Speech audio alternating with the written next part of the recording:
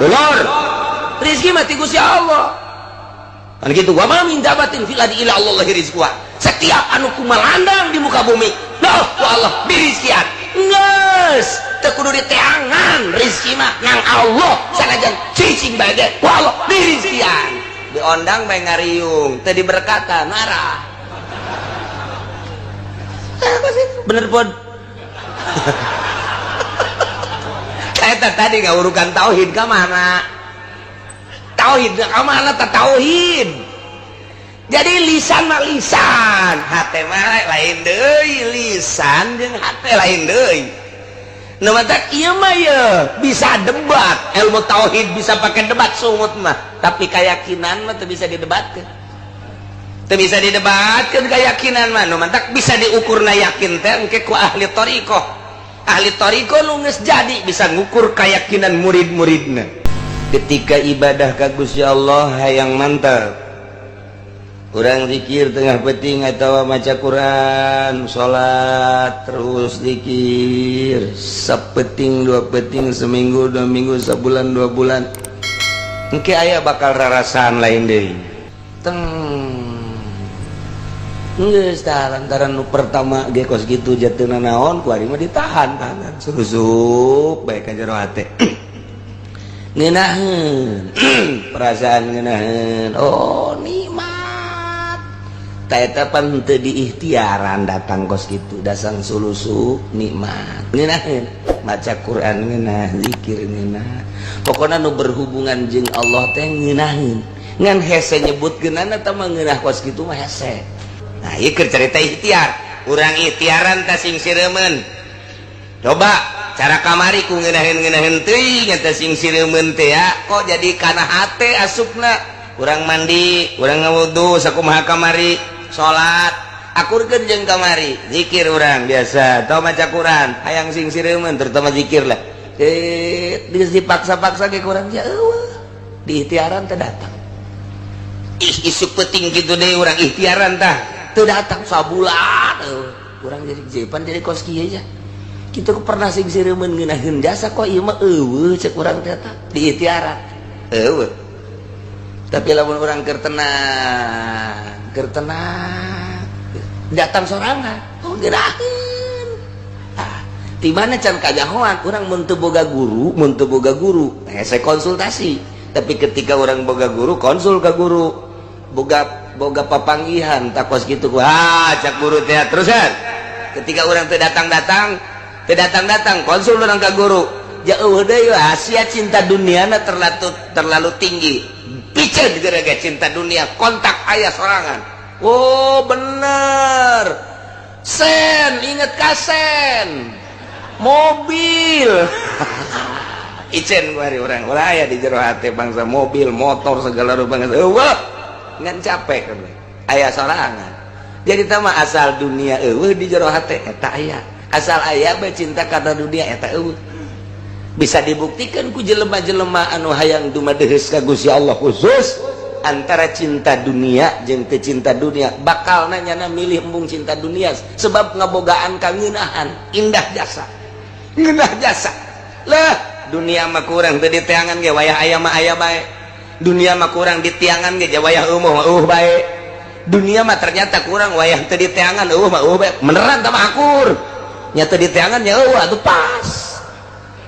kan kos gitu dah buktikan ku urang kuari jelema anu teu neangan dunia jawayah boga mah boga bae nang Allah aya anu dagang bae jana teh rugi deui ku Allah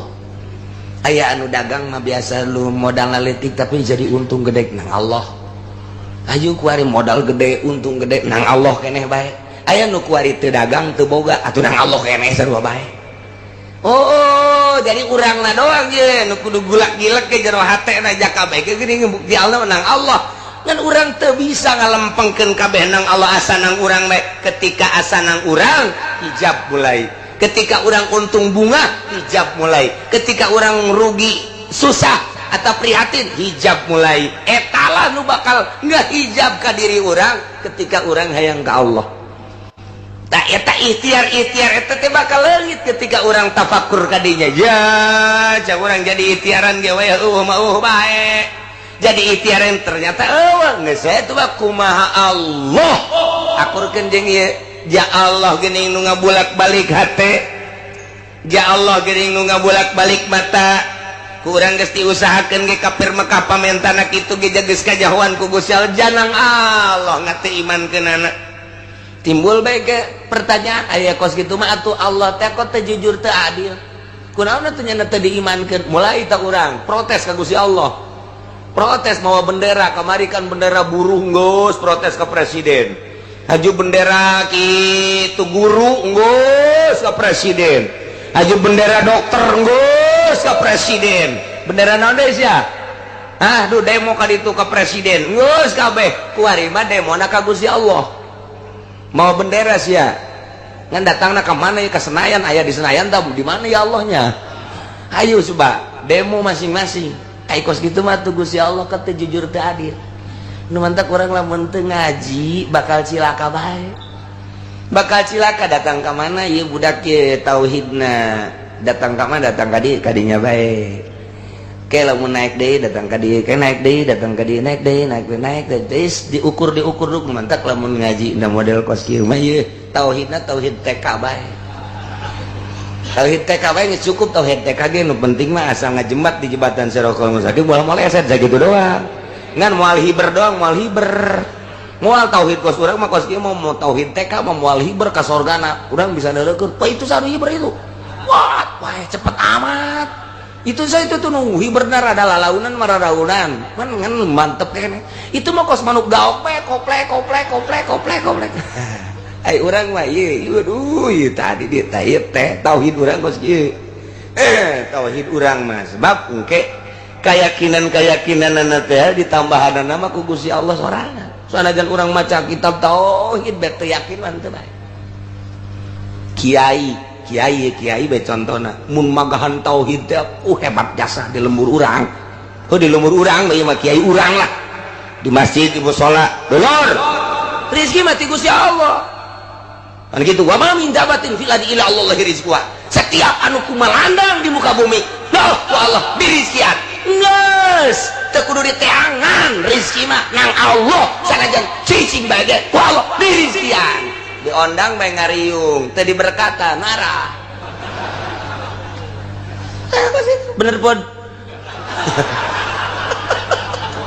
eta tadi ngawurukan tauhid ka mana tauhid ka mana ta tauhid jadi lisan mah lisan hate mah lain deui lisan jeung hate lain deui nu matak ieu mah ye bisa debat ilmu tauhid bisa pakai debat sungut mah tapi keyakinan mah teu bisa didebatkeun teu bisa didebatkeun keyakinan mah nu matak bisa diukurna yakin teh engke ku ahli thariqah nu geus jadi bisa ngukur keyakinan murid-muridna ikida kiceupna tina lempangna tina perilakuna kadeuleuan ku guru thariqah nu guruna mursyid keyakinanna datang kadinya keyakinan datang kadinya nu mantak mere instruksina ge disesuaikan jeung keyakinan-keyakinanna atuh eta mah contona tah urang ngaji tauhid di guru urang ucap petang jasa geus carita rezeki bae heulanan ieu mah ulah bingung-bingung ku rezeki wa ma min dabatin fil ardi illa Allah rizquha nang Allah ngarizkian teh nang Allah geus yakinkeun ku sia sungutnya na takos kitu tah sungutnya na takos isukna nyana dagang si kiai pan dagang teh anangan rezeki eta dagang teh minju berarti teu percaya ka Allah namun nyana masih kena dagang berarti teu percaya kana yen Allah ngarizkian sebab dina pikirannya na aing mun teu dagang teu dahar sarujeng kitu pan berarti eta guru tauhidna kudu dirantai kos kitu teu akur jeung omongna guru tauhid batul lain kos kitu aya nu geus boga keyakinan mah dagang ulah dagang guru tauhid mah geus pancena Kangjeng Nabi ge dagang lain keur carita Kangjeng Nabi teh mah balik deui ka syariat ieu mah keur carita keyakinanana kecerita keyakinan matak wali memeh jadi wali teh nyanan nguji keyakinan ninggalkeun lembor aing mah deukeuh ya nguji keyakinan moal dagang moal tani aing mah moal nanaon engke dahar ku Allah sapoe dah masih kena tanaga 2 poe tanaga 3 poe mah disebut tanaga pan tanaga geus kicep lagi wa nuqallibu afidatahum wa absarahum kaulah ngabolak-balik kana matana sehingga matana teh teu bisa neuleukeun bener sehingga teu paham nyana kana hak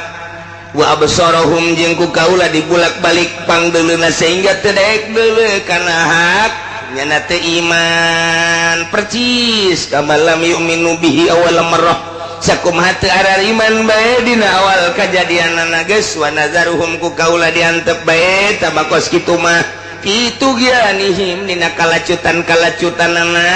engke ujung-ujung nama anjeunna ieu mahuna bingung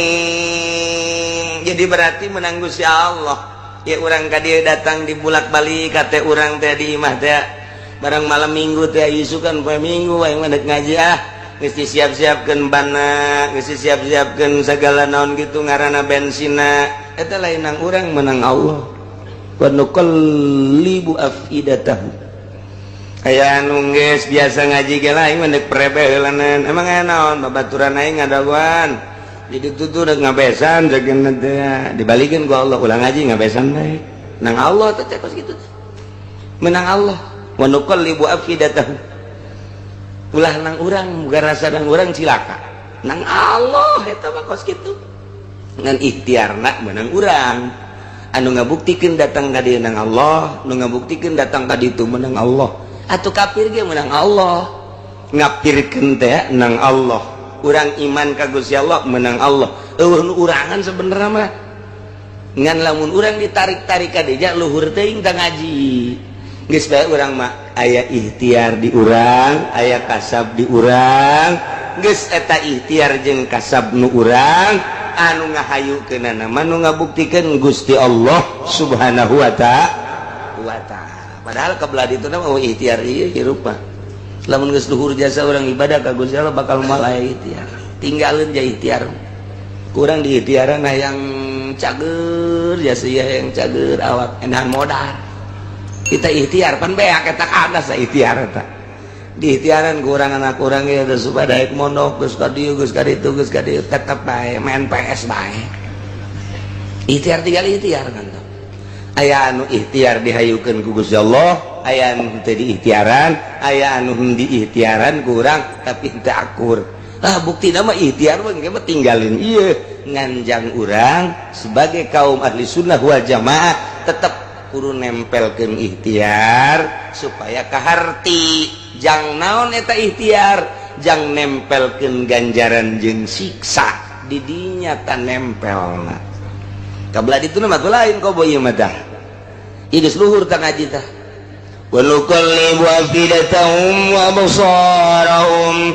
atuh kaula janu ngabalik ngabulak-balik kana hatena mah anu ngabulak-balik kana pangdeuleuna dibulak-balik hatena paham henteu nang kula dibulak-balik matana mata hatena iman henteu janang kula berarti urang-urangan nang Allah kabeh jasana jan urang terus bae ge teu paham henteu bae kos urang ngaji bae unggal minggu ka dieu ngan datang doang ditanya mah naon setan tadi nu dibahas dah terus nanya ese ngajina ge pokona aing asal datang bae geus diukreup balik beres aduh geus teh gara-gara tenang Allah tah kos kitu nya mah datang ka dieu teh ngan datang balik geus beres geus asal aya catetan di malaikat bae tah mah malaikat ge bingung barang di akhirat teh catetanna mah loba tapi pahaman teu cenah teu paham-paham mah jelema ieu tapi catetanna mah aya bae barang di deuleu geus lah atuh udah sesuai jeung catetan bae tilok dilaksanakeun jeung puasa Rajab nya henteu nya mah teh ngaji mah ngaji bae geus cak malaikat Mikail teh geus lah geus maningkan ka sorgakeun bae sesuai jeung pitulisan apa bae geus tah lain kitu jarenya mah teu galak selalu ngomong kitu teh geus mending balangkeun apa ka ditu geus kitu bae masyaallah sesuai jeung tulisan udah bae cenah geus ya Allah ya karim jadi hak peto Gusti Allah nuqallibu afidatan karasana engke di mana-mana jelema ibadah ketika ibadah ka Gusti Allah hayang mantap Urang zikir tengah peting atau maca Quran, salat terus zikir, sapeting dua peting, seminggu dua minggu, sebulan dua bulan, engke aya bakal rarasan lain deui. Sing sireumeuun awak, lain suku lain. Panai urang mah biasa nu sing sireumeuun teh suku doang tah mah. Teu kurang urut tah mah ngaranna. Ieu mah lain, ceuli ge sing sireumeuun ceuli. Ceuli sing sireumeuun di urang kaget asana aya pocong boy ye. Sing sireumeuun kieu biasa mah. Sing sireumeuun kabeh. Kulit-kulit sing sireumeuun kabeh jiji-jiji. Kahulu-hulu ka dieu sing sireumeuun kabeh. Kaget kan orang pasita eureun zikir teh teu boga perasaan ku kumaha ipan menjadi kos kieu ye teu boga perasaan di mana kumaha teh kaeueuh teh sing sireumeuun teh eueuh biasa deui urang mulai deui disalah zikir atau baca Quran sarua bae nama aya deui teh sing sireumeuun tamangan sing sireumeuun teh berangkatna lain di suku tapi di hate. Kayak sing sireumeuun tukang tani mah di suku mulaina di dia ye aja digebugan blok kunaon tuh karet aya karet kabeh cage aya mah lain mimitina di dia di dada deng kabeh ka awak kos muringkak bulu tapi ieu mah sing sireumeuun teng geus tah lantaran nu pertama ge kos kitu jateuna naon ku ari mah ditahan tahanan surusup bae ka jero hate ngeunaheun perasaan ngeunaheun oh nikmat ta eta pan teu diikhtiaran datang kos kitu dasang sulusup nikmat ngeunaheun maca Quran ngeunah zikir ngeunah pokona nu berhubungan jeung Allah teh ngeunaheun ngan hese nyebutkeunana teh mah ngeunah kos kitu mah hese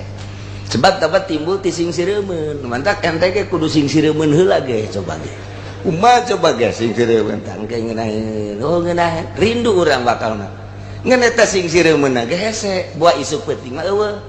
nah ieu keur carita ikhtiar urang ikhtiaran ta sing sireumeuun coba cara kamari ku ngeunaheun teuing eta sing sireumeuun teh ya kok jadi kana hate asupna urang mandi urang ngawudu sakumaha kamari salat akurkeun jeung kamari zikir urang biasa tau maca Quran hayang sing sireumeuun terutama zikir lah geus dipaksa-paksa ge kurang ya eueuh diikhtiaran teh datang isuk peuting kitu deui urang ikhtiaran tah teu datang sabulan urang jadi jepan jadi kos kieu ya kitu pernah sing sireumeuun ngeunaheun jasa kok ieu mah eueuh ceuk urang teh tah diikhtiaran eueuh tapi lamun urang keur tenang datang sorangan oh ngeunaheun di mana can kajahoan urang mun teu boga guru saya konsultasi tapi ketika orang boga guru konsul ka guru boga papanggihan takos kitu cak guru teh terusan ketika orang teu datang konsul urang ka guru ja eueuh deui sia cinta duniana terlalu tinggi piceun gara-gara cinta dunia kontak aya sorangan. Oh bener sen inget kasen mobil icen kuari orang ulah aya di jero hate bangsa mobil motor segala rupa eueuh ngan capek kan aya sorangan jadi tama asal dunia eueuh di jero hate eta aya asal aya bae cinta kana dunia eta eueuh bisa dibuktikan ku jelema-jelema anu hayang dumadeheus ka Gusti Allah khusus antara cinta dunia jeung teu cinta dunia bakal nanyana milih embung cinta dunia sebab ngabogaan kangeunahan indah jasa lah dunia mah kurang teu diteangan ge wayah aya mah aya bae dunia mah kurang ditiangan ge wayah eueuh bae dunia mah ternyata kurang wayah teu diteangan eueuh mah bae beneran tah mah akur nya teu diteangan nya eueuh atuh pas tah kan kos kitu tah buktikan ku urang kuari jelema anu teu neangan dunia jeung wayah boga mah boga bae nang Allah aya anu dagang bae jana teh rugi deui ku Allah aya anu dagang mah biasa lu modal leutik tapi jadi untung gede nang Allah aju kuari modal gede untung gede nang Allah keneh bae aya nu kuari teu dagang teu boga atuh nang Allah keneh sarua bae oh jadi urangna doang ye nu kudu gulak-gilek ke jero hatena jakabeh ge geuning bukti Allah nang Allah ngan urang teu bisa ngalempengkeun kabeh nang Allah asanang urang we. Ketika asanang urang hijab mulai, ketika urang untung bunga hijab mulai, ketika urang rugi susah atau prihatin hijab mulai. Etalah nu bakal ngahijab ka diri urang ketika urang hayang ka Allah. Tak eta ikhtiar eta teh bakal leungit ketika orang tafakur ka dinya. Ya, cak urang jadi ikhtiaran ge we mah bae. Jadi ikhtiaran ternyata eueuh geus eta mah kumaha Allah. Akurkeun jeung ieu, ja Allah geuning nu ngabulak-balik hate. Ja Allah geuning nu ngabulak-balik mata. Ku urang geus diusahakeun ge kafir Mekah pamentana kitu ge geus kajahoan ku Gusti Allah janang Allah ngate imankeunana. Timbul baik pertanyaan aya kos gitu mah atuh Allah teh kok teu jujur teu adil kunaon atuh nya teu diimankeun mulai tak urang protes ka Gusti Allah protes mawa bendera kamari kan bendera buruh geus protes ke presiden haju bendera kitu guru geus ka presiden haju bendera dokter geus ka presiden bendera naon deui sia duh demo ka ditu ka presiden geus kabeh kuari mah demona ka Gusti Allah mau bendera sih ya ngan datangna ke mana ya ke Senayan aya di Senayan tahu di mana ya Allahnya ayo coba demo masing-masing ai kos gitu mah tuh Gusti Allah kata jujur teu adil nu mantak urang lamun teu ngaji bakal cilaka bae bakal cilaka datang ke mana ieu budak ye tauhidna datang ke mana datang ka dieu kadinya bae ke lamun naik deui datang ka dieu ke naik deui datang ka dieu naik deui naik diukur dulu mantak lamun ngaji da model kos kieu mah ieu tauhidna tauhid TK bae tauhid TK bae geus cukup tauhid TK ge nu penting mah asal ngajembat di jembatan Siratal Mustaqim moal maleset sakitu doang ngan moal hiber doang moal tauhid kos urang mah kos kieu mau tauhid TK mah moal hiber ka sorgana urang bisa neureukkeun pa itu sanu hiber itu wah cepet amat itu saya itu tuh nunggu hiberna rada lalaunan mararaunan kan mantep kan itu mah kos manuk gaok koplek ai urang mah ieu aduh ieu tadi dia teh tauhid urang kos kieu tauhid urang mah sebab engke keyakinan-keyakinanna teh ditambahanna mah ku Gusti Allah sorangan sanajan urang maca kitab tauhid bet teu yakin mah teu bae kiai bae contona mun magahan tauhid teh hebat jasa di lembur urang di lembur urang bae mah kiai urang lah di masjid di mushola dulur rezeki mati Gusti Allah kan gitu wa ma min dabatin fil ardi illa Allah rizquha setiap anu kumalandang di muka bumi dah ku Allah dirizkian geus teu kudu diteangan rezeki mah nang Allah sanajan cicing bae ge ku Allah dirizkian diondang bae ngariung teu diberkatan marah bener pod eta tadi ngaurukan tauhid ka mana tauhid ka mana tauhid jadi lisan mah lisan hate mah lain deui lisan jeung hate lain deui nu matak ieu mah ye bisa debat ilmu tauhid bisa pakai debat sungut mah tapi keyakinan mah teu bisa didebatkeun keyakinan mah nu matak bisa diukurna yakin teh engke ku ahli thariqah nu geus jadi bisa ngukur keyakinan murid-muridna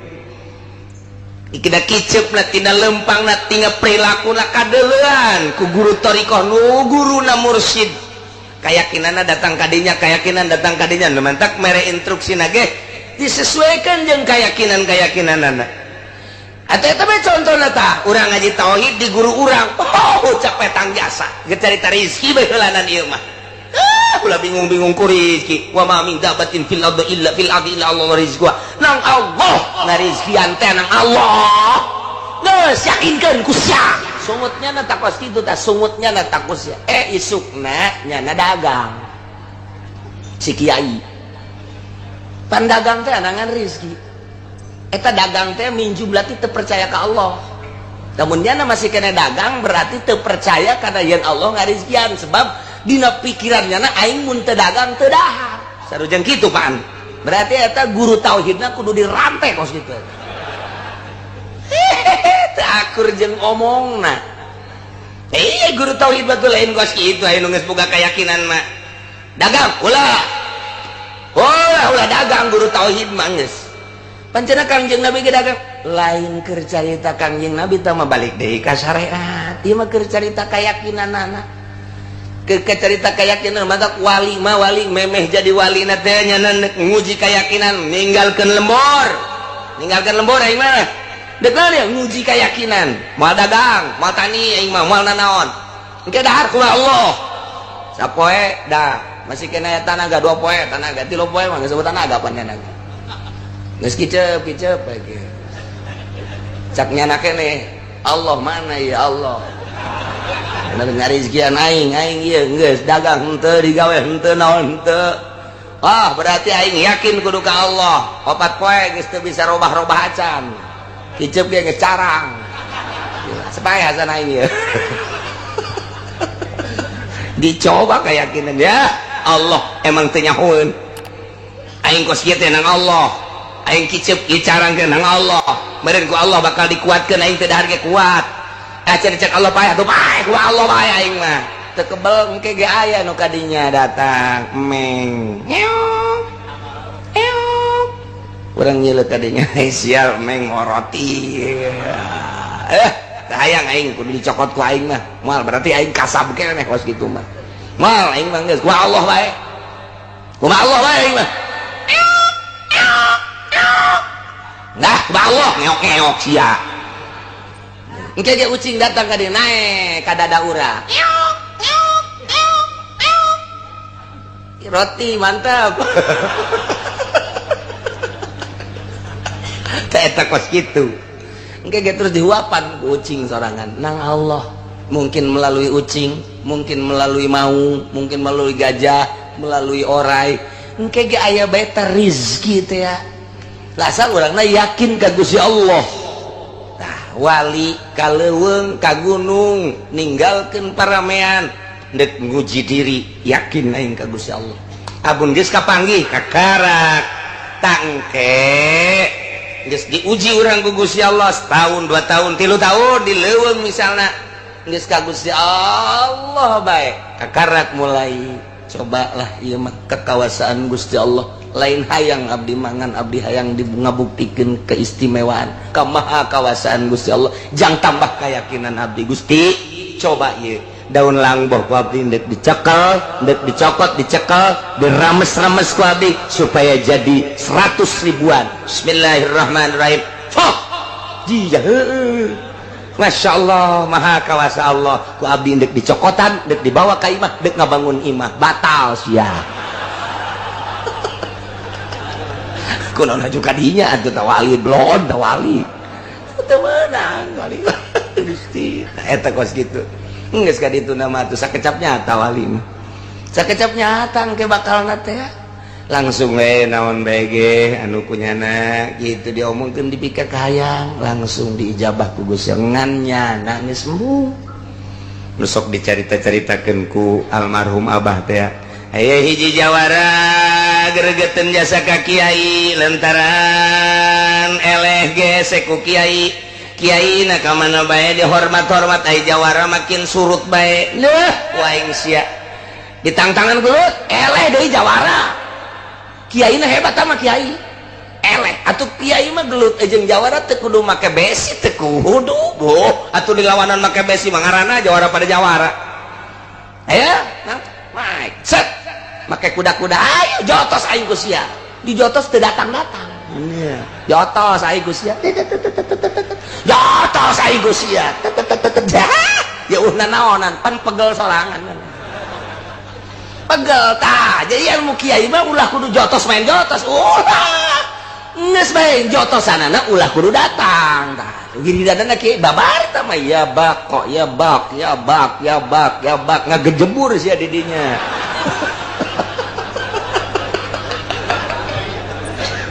hiji tah eta ilmu kiai eleh atuh eleh caritana teh jawara teh jalain eleh adu kakuatan teu datang-datang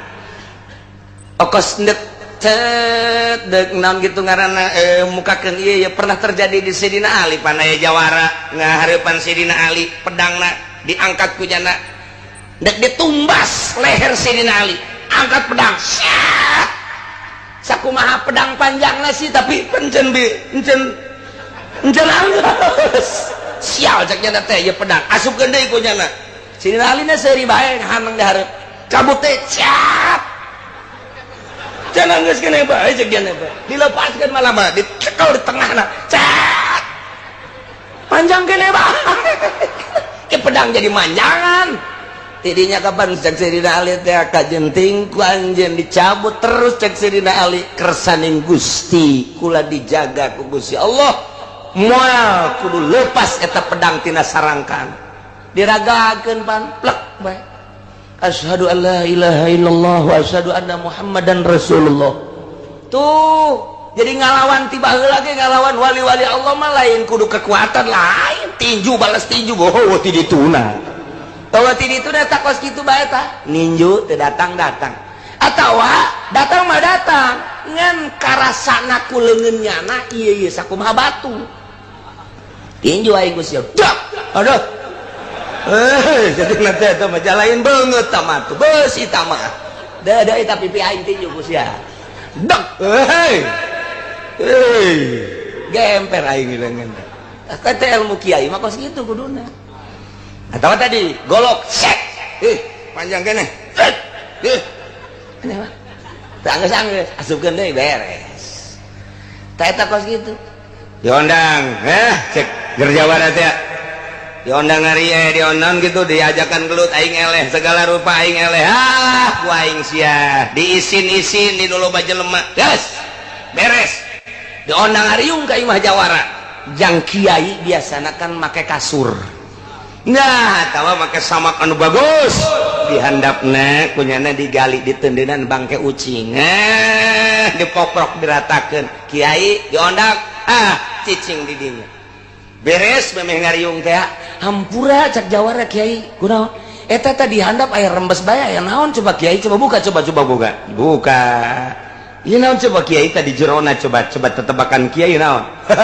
cak kiai teh nu rembes-rembes kieu mah biasana belut nah sia kiai mun lain belut berarti kiai batal ka kiaiana oh masalah cak nya teh gale dah karena wari mah kanyahoan kiai blon ya yang geus tulak cangkeng bae lain kiai teman geus jawaban buatannya nah begitu dibuka bangkai ucingnya jadi belut sial kiai ucing jadi belut sakecap nyata masyaallah tah eta geus kitu weda wa nuqallibu afidatahum dibulak-balik hatena ku Gusti Allah ieu iman ieu henteu ieu marifat ieu henteu ieu syuhud ieu henteu nang Allah wa absarahum mata'na iman jeung teu iman paham jeung teu pahamna nang Gusti Allah nu mantak atuh hese-hese amat urang teh endek hayang sugih deketan bae Gusti Allah ulah ka Gunung Kawi atuh urang hayang gagah deketan bae Gusti Allahna hayang naon bae deketan bae Gusti Allahna nu boga gagah Gusti Allah nu boga sugih Gusti Allah mantak naon atuh ka Gusti Allah ye hese-hese teuing neman teke cenah sia yang sugih mah tuh cara kiai kan sia kudu mentang mata kiai mah nya nama hayang sugih ge muterkeun tasbih doang jadi sugih kiai mah muterkeun tasbih jadi gagah kiai mah coba puterkeun ku sia datang ka pegat tasbih kudu boga aturan atuh nasbih ge lain satasbih nah kudu boga aturan jeung hate ieu mah dinu loba jelema geus ieu mah wih, pohara jasa buluh giliran bae sorangan tas bae dialungkeun tolol bangsa penceramah atau kos kitu tah di loba jelema tas bae dikaluarkeun ngomong deui kieu bae padahal mah lain keur nasbeh teh mah sok-sokan doang di imah mah teu tilok nasbeh tilok malah mah dek salat ge leungit tasbih ka mana nya bari ku tilok-tilok mah bener wa nuqallibu afidatahum wa absarahum kama lam yu'minu bih awal marrah wa nadharuhum fi tughyanihim iya Allah andapkeun ka Gusti Allah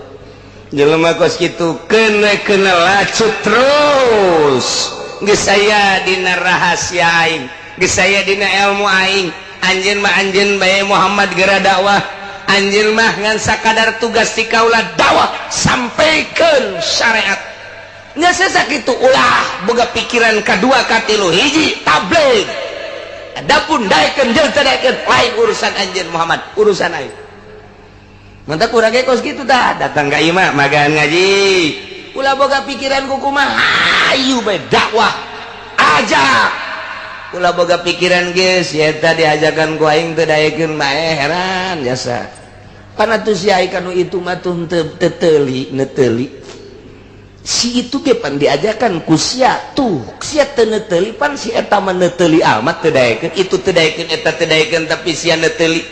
lain gitu ai itu mah susah sabodo tah mah daekeun teu daekeun ge pan ieu mah sugih lamun daekeun kan lumayan jadi boga kadua tolol tak kiai namun geus boga kos kitu moal beres dakwah geus dakwah mah ngaji nyaritakeun rukun wudu nyaritakeun rukun salat nyaritakeun tauhid nyanana balik ulah aya naon-naon geus mantep kos kitu mantap cek amah almarhum abah doyong mah lamun urang magahan ngaji di lembur urang beuki ngopi urang beuki ngerokok rokok mawa sorangan kopi mawa sorangan ulah ngaharepkeun pameret ti jamaah urang eta mantap kos kitu geus urang beuki kopi mawa termos urang mawa jinjingan bila perlu dagang kopi urang di dinya geus gitu. Rokok naon urang nu beuki bawa ulah ngaharepkeun ti jamaah lamun geus ngaharepkeun ti jamaah geus moal muai tama ilmuna boro-boro jang muridnya na ge can bisa make ilmu sakitu bae tuh gitulah nya iyalah dakwah Kangjeng Nabi ngajakan anak Kangjeng Nabi sehingga Kangjeng Nabi dicaci dimaki ku ahli Mekah dipenta mujizat hampir Kangjeng Nabi ge terpancing tapi ternyata kabelah dieuna tereda hati Kangjeng Nabi tiis hati Kangjeng Nabi terus dakwah Kangjeng Nabi sanajan dicemooh dicaci dimaki diciduhan diperangan Kangjeng Nabi teh tetep bae terus bae ngalih Kangjeng Nabi ti Mekah ke Madinah di Madinah terus Kangjeng Nabi dakwah sampai perang hasil daripada dakwah Kangjeng Nabi 14 tahun anu silam alhamdulillah urang kuari iman ka Allah iman ka Kangjeng Nabi urang Kangjeng Nabi Muhammad sallallahu alaihi wasallam Kangjeng Nabi teh akos cai mantak wa ma arsalnaka illa rahmatan lil alamin mun nyaritakeun rahmat hartina rahmat eta cai kumaha teh cai teh lamun ku urang dibendung kemudian ku urang dipake mandi kemudian cai dipake ngindum kemudian cai pake gitu naon ngaranna nyebor jarara ditatangkalan dinikmati ku urang tina cai tersebut urang bisa ngarasakeun kasegeran ngarasakeun hasil daripada cai ngeunah eta rahmat Kangjeng Nabi teh kos cai lamun eta cai ku urang diantepkeun cai mah ngalir bae tapi urang mah teu melu atuh urang henteu pernah menikmati kesegeran cai henteu pernah pakai nyebor henteu pernah pakai menikmati hasil daripada seboranana tah eta mah kos kafir Kangjeng Nabi liwat ibarat cai kafir teu melu ka Kangjeng Nabi percis sakumaha tadi urang mah begitu cai datang Kangjeng Nabi ku urang teh di rumah caina dijieunkeun tempat urang mandi di dinya ngalawudu di cai rahmat ngaranna tah dipake nyebor hasil seboranana di dahar ku urang geus urang mah gupak di rahmat Allah bentukna cai rahmat Kangjeng Nabi urang Kangjeng Nabi Muhammad sallallahu alaihi wasallam ngan eta cai sing hade ulah di kotoran ajuk wari cai di kreditan kotor tah caina tah kotor tah dek gupakna ge atuh kotor ngaran sing hade caina ulah diribaan caina sing hade rahmat Kangjeng Nabi teh dibentukeunna kalmai kos cai ngalir terus ka unggal nagara kumu di Indonesia mah cai Kangjeng Nabi ane rahmat Kangjeng Nabi asal urang geus iman berarti urang kena cai rahmat Kangjeng Nabi nyambung jeung Kangjeng Nabi mata urang maca salam ka Kangjeng Nabi atuh aya Kangjeng Nabian mun urang dicontohan ku cai urang teh aya Kangjeng Nabian ketika urang assalamualaikum ya Rasulullah atuh teh kudu hese-hese ja eta Kangjeng Nabi na ge eta geus aya di urang cai Kangjeng Nabi teh rahmat teh cai. Nah caina ku urang teh kuari geus diinum ja urang mah geus iman berarti urang teh geus aya Kangjeng Nabian. Geus aya Kangjeng Nabi ketika urang assalamualaikum ya Rasulullah atuh ngajawab Kangjeng Nabi alaikassalam. Urang maca shalawat Allahumma sholli ala sayyidina Muhammad wa alaihi emang aya Kangjeng Nabian di awak urang eta iman ka Kangjeng Nabi cai rahmat geus aya di awak urang. Ketika orang maca salawat atau Kangjeng Nabi ngadengekeun oh sia macana saeutiknya 11 dongnya cak Kangjeng Nabi geus lumayan lah 11 geus gitu. Ketika caina dikreditan je aing teu betah di awak sia ieu cak Kangjeng Nabi kos sia jadi kos kitu atuh nyahoeun Kangjeng Nabi sebab eta cai diinum ku urang ibarat cai mah jadi atuh awak urang teh aya rahmat etalah rahmatan lil alamin. Kos gitu jadi orang iman ka Kangjeng Nabi seakan-akan orang nginum cai Kangjeng Nabi aya Kangjeng Nabian di awak orang tinggal ku orang disuburkeun jeung dihenteukeunana tergantung orang. Adapun orang geus nginum rahmat Kangjeng Nabi aya Kangjeng Nabian geus lantaran iman ka Allah iman ka Kangjeng Rasulullah tinggal orang nyuburkeunana doang. Aya orang keur ngaji ku ari ngaranna keur subur deuk nyuburkeun iman ye. Begitu orang ngaji datang sugan we cenah iman subur ye alhamdulillah barang ngaji teh rada gede iman teh keluar beneuleuh berang da leutik deui ka mawa ka ditu ka dada nu nongtot teh siga teh iman urang ja masyaallah